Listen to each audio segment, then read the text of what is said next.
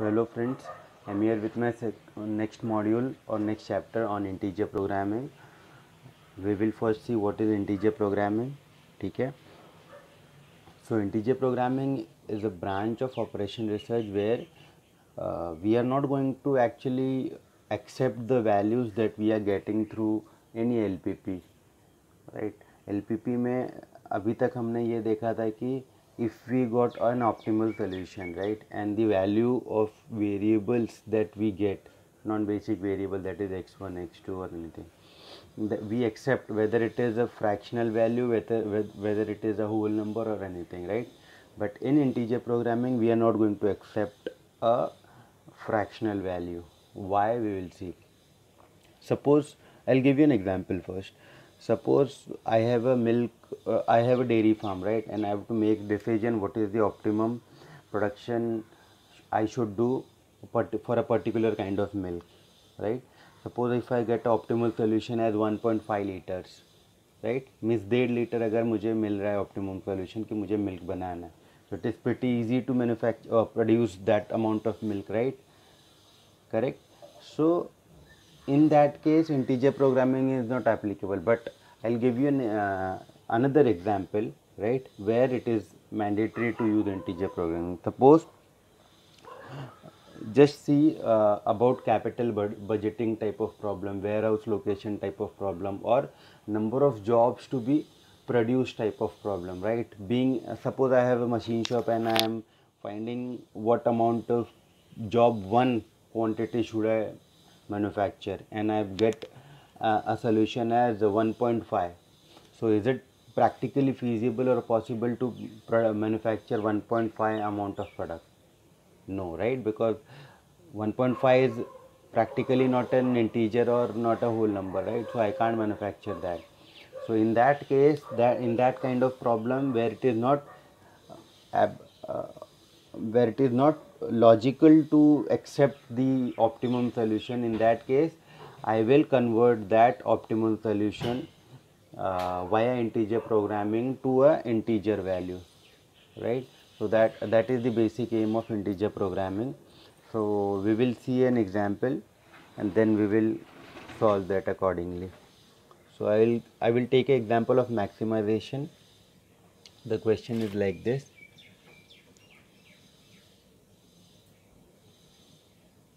maximize z.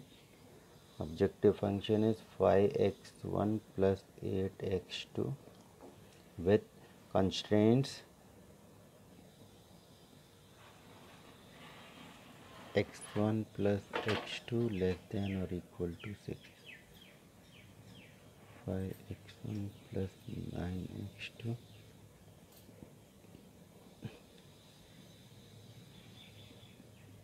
So everything is same, right? So this is my question and I am going to solve it with the help of integer programming. But before solving to integer programming, we will first analyze what is the optimum solution that we are getting, and then we will apply integer programming method, right? So basically if you see, integer programming is divided into two important categories or methods. The first method is branch and bound algorithm,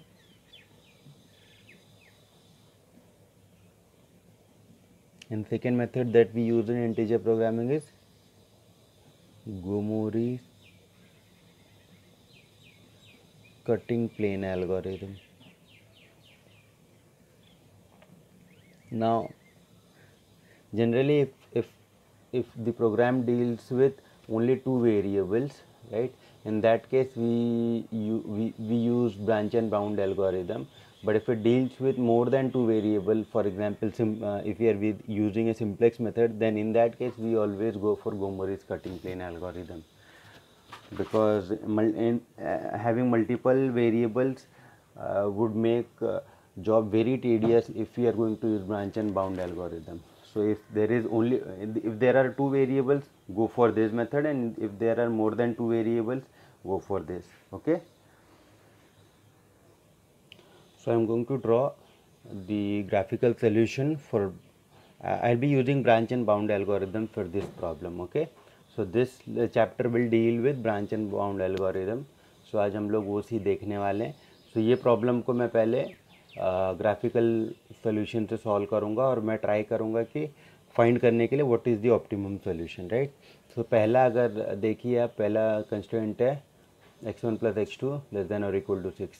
So convert it into equal to basically equation and then try to plot. So value जो मिलेंगे 0 6 6 0, 2 points मिलेंगे, right. सो पहले मैं यहाँ पे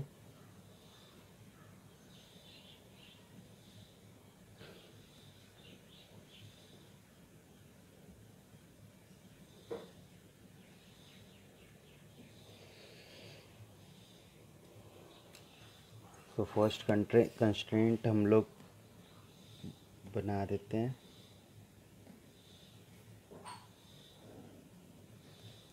okay, इसको लिख देते हैं x1 + x2 = 6. सेकंड कंस्ट्रेंट है 5 9 45. इसको अगर आप देखें तो अगर x1 को 0 लेते हैं तो x2 I will gate is 5, right. तो x1 0 तो x2 5.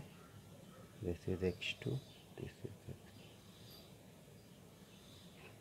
एंड सिमिलरली अगर x2 को 0 लेते हैं तो x1 9 मिलेगा.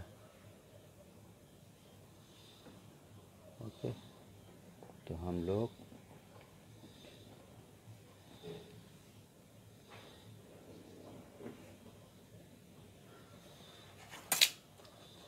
now this is second constraint 5x1 + 9x2 less than or equal to 45, right.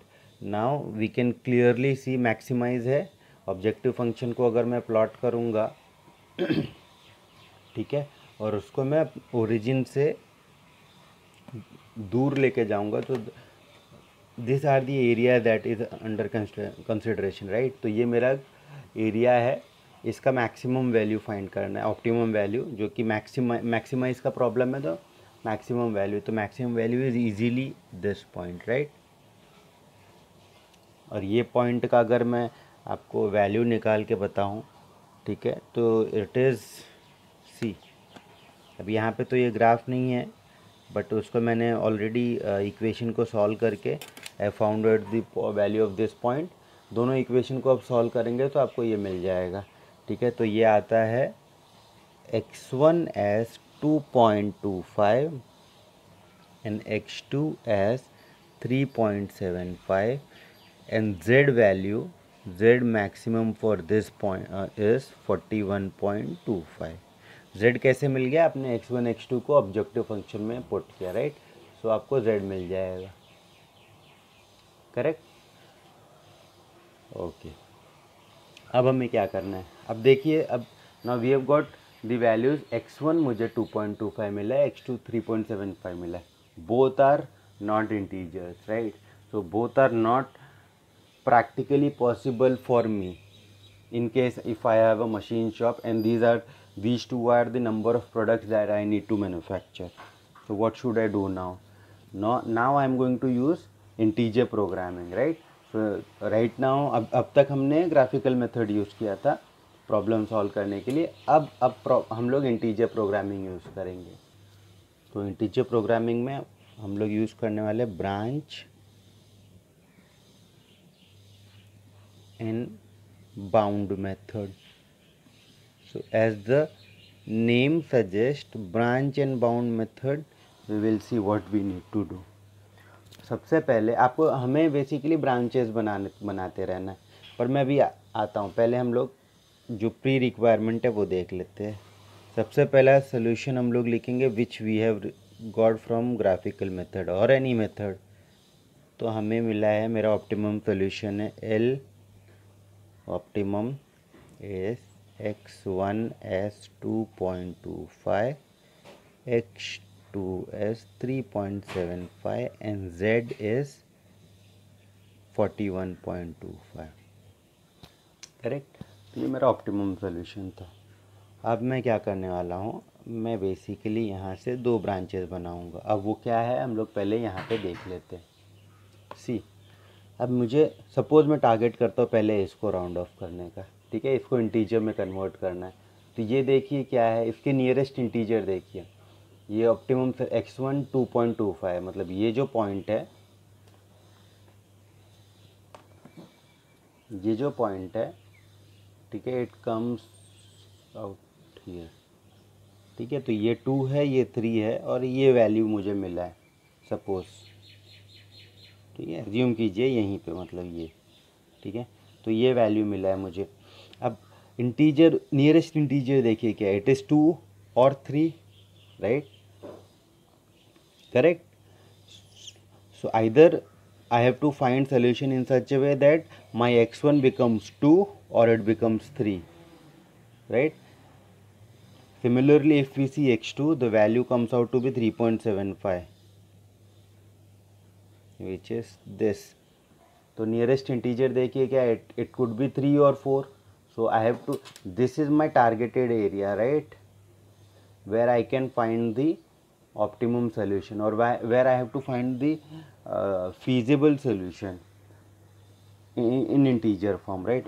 This is the optimum solution, there is no doubt. अगर मुझे in terms of numbers अगर कोई मुझे पूछेगा कि मुझे optimum solution बताइए, तो यही होगा, there is no doubt कि मुझे alternate कोई एक solution मिलने वाला है। But since it is not feasible for me as a machine shop owner to use this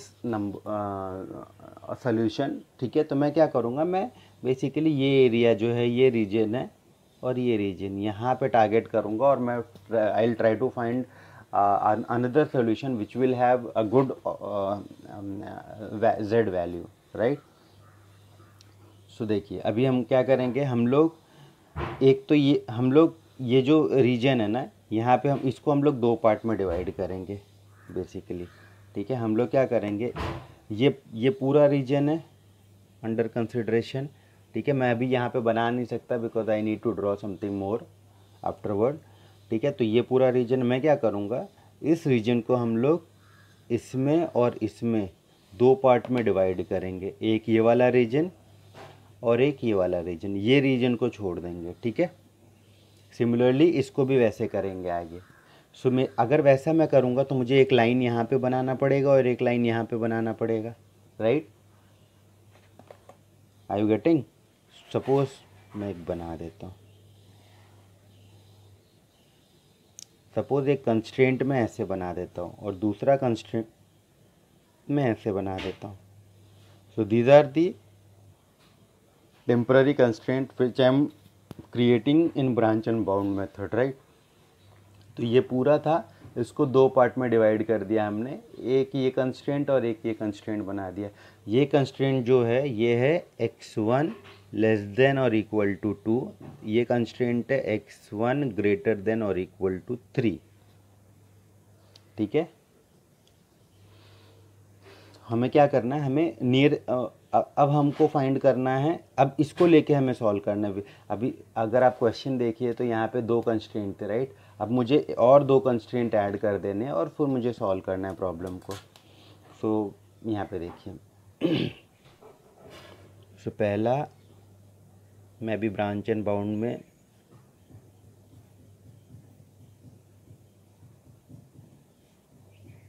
जो बनाने वाला हूँ, यहाँ पे मैं क्या करूँगा, सॉरी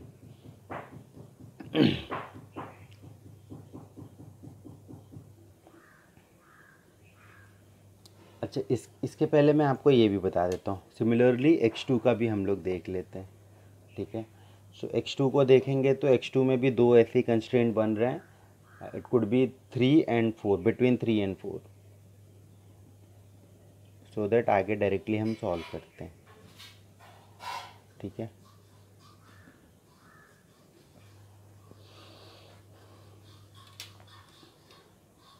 ठीक है, अब ये जो एरिया है मेरा ऑप्टिमम सोल्यूशन एक्चुअली यहाँ पे, यहाँ पे, यहाँ पे और यहाँ पे लाई कर सकता है, इन लाइंस पे, because this line represent the integer values, right. अब मैं क्या करूँगा, ये जो पूरा रीजन है इसको बेसिकली ये पार्ट में और ये पार्ट में डिवाइड करूँगा। अगर मैं ये वैल्यू लेता हूँ x2 को कंसिडर करता हूँ, राइट। तो मैं आपको अगर कंसिडर कर आपको अगर ऐसा सोल्यूशन मिलता है, राइट, और इन दिस केस अगर एक वैल्यू जो है इंटीजर है, दूसरा इंटीजर नहीं है, तो आप हमेशा इंटीजर जो नहीं है उसको ही सेलेक्ट करके उसको सॉल्व करेंगे। इन केस दोनों इंटीजर नहीं आता है, उस केस में what you can do is you can select the maximum value और उसको सॉल्व करना शुरू कीजिए, ठीक है। तो यहाँ पे x2 इज़ द मैक्सिमम 3.75, तो उसको मैं सॉल्व करना शुरू करता हूँ। तो x2 को बेसिकली मैं सॉल्व करने के लिए मैंने दो कंस्ट्रेंट्स बनाए। एक जो है x2 लेस देन और इक्वल टू 3, लेस देन मतलब ये वाला एरिया आ जाएगा, ठीक है, और greater than 4, x2 greater than और इक्वल टू 4, ठीक है। या तो आप डायरेक्टली ये देख लीजिए नंबर लाइन में, ठीक है, ये 3 है, ये 4 है, ये 3.75 है। आपको क्या करना है, आपको ये वाला रीजन लेना है, ये वाला रीजन लेना, बीच का रीजन को छोड़ देना है। तो कंस्ट्रेंट आपका x2 लेस देन और इक्वल टू 3 ग्रेटर देन और इक्वल टू 4 ही आने वाला है, राइट। सो हम लोग उसको सॉल्व करते हैं ब्रांच एंड बाउंड से। सो अब मैंने क्या किया, x2 ग्रेटर देन और इक्वल टू 4 और x2 लेस देन और इक्वल टू 3 ये किया है, ठीक है। अब अगर मैं x2 लेस देन और इक्वल टू ग्रेटर देन और इक्वल टू 4 कर देता हूँ, मतलब मैंने क्या किया, सबसे पहले x2, ये ग्राफिकल सोल्यूशन मुझे मिला था, इसमें मैंने एक और कंस्ट्रेंट बना दिया विच इज़ दिस, ठीक है। तो आई रिपीट अगेन गाइस, मैंने एक और कंस्ट्रेंट बना दिया ऐसे, ठीक है। अब मुझे वैल्यू फाइंड करना है कि क्या होगा ऑप्टिमम सोल्यूशन, ठीक है।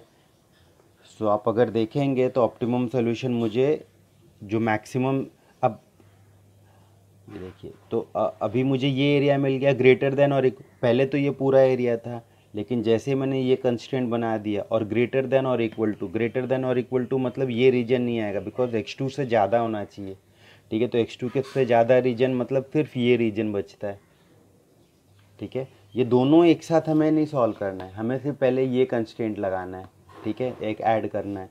सो मैंने सिर्फ ये कंस्ट्रेंट लगाया, ठीक है, और अब मेरा सिर्फ ये रीजन बचा हुआ है, राइट। तो ये रीजन में जब मैं ऑप्टिमम सोल्यूशन फाइंड करने का ट्राई करता हूँ तो I will get this point as the optimum solution, ठीक है। तो ये पॉइंट का भी वैल्यू अगर आप कैलकुलेट करेंगे, ठीक है, अगर आप ग्राफ में बनाएंगे तो आपको ये पॉइंट का वैल्यू मिलेगा। अब अनदर सोल्यूशन है तो L0 के बाद L1 यूज़ करूँगा और वहाँ मुझे सोल्यूशन मिलेगा x1 as 1.8, x2 as 4, z का वैल्यू आएगा 41, राइट। सिमिलरली मैं x2 लेस देन और इक्वल टू 3 मतलब अब मैं दूसरा ब्रांच में जाने वाला हूँ, ठीक है। ये तो एक ब्रांच हो गया, या अनदर ब्रांच को भी सॉल्व करते हैं। अभी यहाँ पे x2 ग्रेटर देन और इक्वल टू 4 को कंसिडर नहीं करेंगे, ठीक है। तो हम लोग ये लाइन को देखेंगे ही नहीं, don't go for this line also, right. हमारे लिए सिर्फ इम्पॉर्टेंट है ये लाइन। तो हम क्या करेंगे, अभी हमने यही ग्राफ में ये कंस्ट्रेंट थे, उसमें एक और कंस्ट्रेंट ऐड किया जो कि ये है, और since it says that x2 should be less than और इक्वल टू 3, दैट मीन्स मेरा ये एरिया आ जाएगा, करेक्ट, कंसिडरेशन में। और इसमें मैक्सिमम वैल्यू आप देखेंगे तो आपको यहाँ मिलेगा, राइट। वो उसको जब आप सॉल्व करेंगे तो इट इज़ वेरी सिंपल, अगर आप उसको प्रॉपरली सॉल्व करें तो 3 और 3 का वैल्यू आपको मिलता है, ठीक है। So what you can do for each of this ना, you can draw another graph, ठीक है, और ऑन अ ग्राफ पेपर। और अगर आपको लगता है कि इसी में यू कैन डू इट तो you can also do it, but be careful because values बहुत ही छोटे छोटे आएंगे, तो you can tend to make a mistake, right. So मुझे एक ये सोल्यूशन मिला है, ठीक है। अब दोनों सोल्यूशन में देखिए, सो वन ऑप्टिमम सोल्यूशन तो ये है, ठीक है। तो आप ब्रांच एंड बाउंड करेंगे, उसके बाद z का वैल्यू फाइंड करेंगे, इससे ज़्यादा कभी हो नहीं सकता। अगर होता है तो that is not a proper solution, ठीक है। तो आप कभी भी मानिए ये आपका एंड है z का, ठीक है, इससे ज़्यादा नहीं, इससे कम ही आएगा अगर आप इंटीजर वैल्यू फाइंड करेंगे तो। अब एक जगह है 41, एक जगह है 39, पर यहाँ पे प्रॉब्लम है कि यहाँ पे x1 का 1.8 वैल्यू है, ठीक है। तो we will go on solving जब तक हमें इंटीजर्स नहीं मिलते। अब मुझे यहाँ पे इंटीजर नहीं मिला है तो मैं x1 के लिए फिर से दो ब्रांचेस बनाऊँगा,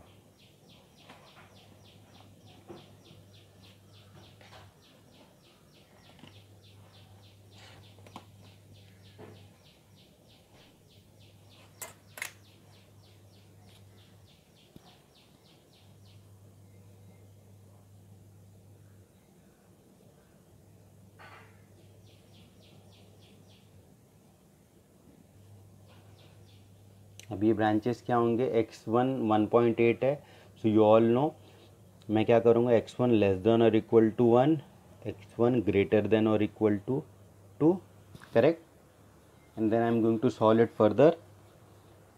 अभी मैं वापस से यहाँ पे आता हूँ, ठीक है। अब ये चारों लाइन जो मैंने बनाया ग्राफिकल में, इसको छोड़ दीजिए। Now we will again make a solution with these two constraints, ठीक है। हम लोग अब एक और कंस्ट्रेंट बनाने वाले हैं जो कि x1 लेस देन और इक्वल टू 1 है। सो x1 लेस देन और इक्वल टू 1 मतलब ये, ठीक है।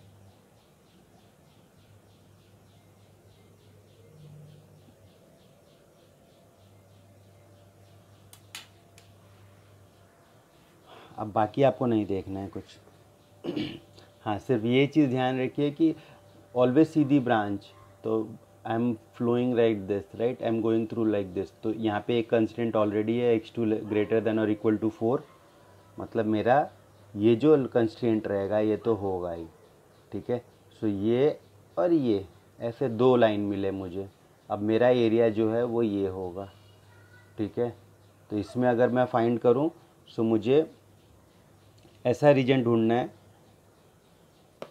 देखिए x1 लेस देन और इक्वल टू 1 मतलब ये एरिया हो गया, ठीक है, ग्रेटर देन और इक्वल टू 4 ये एरिया हो गया, ठीक है। तो ये एरिया मुझे मिला है। जब इसका मैं ऑप्टिमम वैल्यू फाइंड करने का ट्राई करूँगा, सो मुझे एक पॉइंट मिलेगा, ओके, ये पॉइंट। सिमिलरली एक और दूसरा मेथड क्या है, दूसरा ब्रांच क्या कहता है, x1 ग्रेटर देन और equal to 2। So x1 greater than और इक्वल टू 2 मतलब यही लाइन होगा, लेकिन एरिया जो रहेगा वो ये वाला होगा, राइट। अब देखिए x4 ग्रेटर देन, अच्छा पहले मैं ये वाला कंप्लीट कर देता हूँ ये ब्रांच, ठीक है, सो दैट आपको थोड़ा सा इजी जाए। सो अगर x1 लेस देन और इक्वल टू 1 है, मतलब ये वाला एरिया, और x1 ग्रेटर देन, तो ये एरिया मेरा टारगेटेड एरिया है, ठीक है। ये एरिया में ऑप्टिमम सोल्यूशन अगर फाइंड करूँगा तो it could be either this और दिस, ठीक है। जो तो ऑप्टिमम दोनों का z का वैल्यू, आप ये तो पता है आपको, ये x1 1 है और x2 इसका जो आता है ये आता है लगभग 4.3 आ रहा है, ठीक है। तो ये जो पॉइंट है वही ऑप्टिमम, वही मैक्सिमम वैल्यू देता है, रादर देन 5005, ठीक है। ये वाला जो पॉइंट है वो ज़्यादा वैल्यू देता है z का, तो मैं वो कंसिडर करता हूँ। और उसका वैल्यू जो है ये, अब ये L012 यहाँ पे लिख देता हूँ, L2, ठीक है, ये मेरा हो जाएगा L3। अब यहाँ पे वैल्यू मिल जाता है x1 का 1, x2 का मिल जाता है 4.3, इस, ठीक है, 3, और z मिल जाता है 40 पॉइंट, 1 सेकेंड, अगेन 40.33 आ रहा है, ठीक है गाइस। अभी हम लोग ये देखेंगे, ये वाला बाउंड को सॉल्व कर, ब्रांच को सॉल्व करेंगे। तो x1 ग्रेटर देन और इक्वल टू 2, अब x1 ग्रेटर देन और इक्वल टू 2 मतलब ये रीजन आ गया, ठीक है, ये रीजन। x2 ग्रेटर देन और इक्वल टू 4 ये रीजन आ गया। ये दोनों रीजन अलग अलग हैं, अब मुझे दोनों को सेटिस्फाई करना, पहले ये और उसके बाद ये, तो दोनों के लिए कॉमन एरिया है नहीं, तो there is no feasible solution, ठीक है। सो इनफीजिबल एरिया, तो इसको छोड़ देना है एज इट इज़, ठीक है। अब अगर इसको देखेंगे तो इसको फिर सॉल्व करना पड़ेगा, बिकॉज इंटीजर नहीं है। तो अब ये 4.33 को मैं, अगर आप देखिए तो आप इसको ऐसा लिख सकते हैं 4/9, ठीक है, या 4.33, ओके। सो x2 जो है अभी, उसको भी अब मैं वापस से दो ब्रांच बनाने वाला हूँ, और एक ब्रांच यहाँ पे,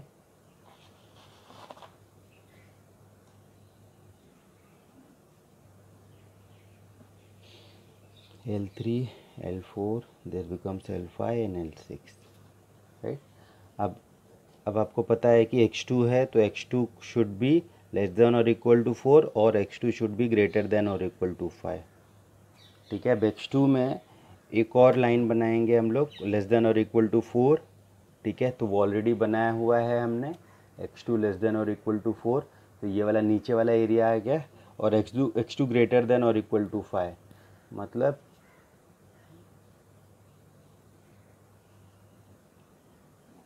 ये ग्रेटर देन और इक्वल टू 5, ठीक है। सो यहाँ पे देखेंगे तो आपको एक ही पॉइंट मिलने वाला है, ठीक है। फिर हम लोग देख लेते हैं आगे कैसे। सो x2 लेस देन और equal to 4, so less than और इक्वल टू 4 ये रीजन आ गया, ठीक है।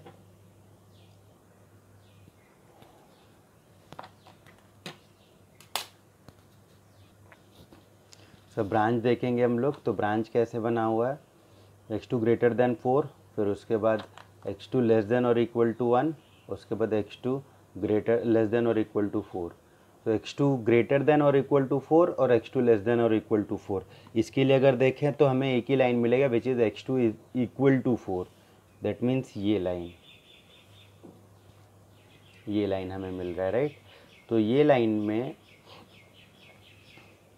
और ये एक अगर आप देखेंगे तो x2 लेस देन और इक्वल टू 1, ठीक है। तो ये लाइन और ये लाइन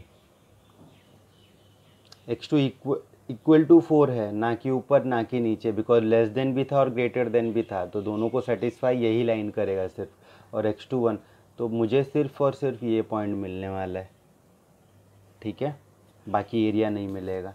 तो ये पॉइंट देखेंगे तो 1 और 4 आ रहा है, x1 इज इक्वल टू 1,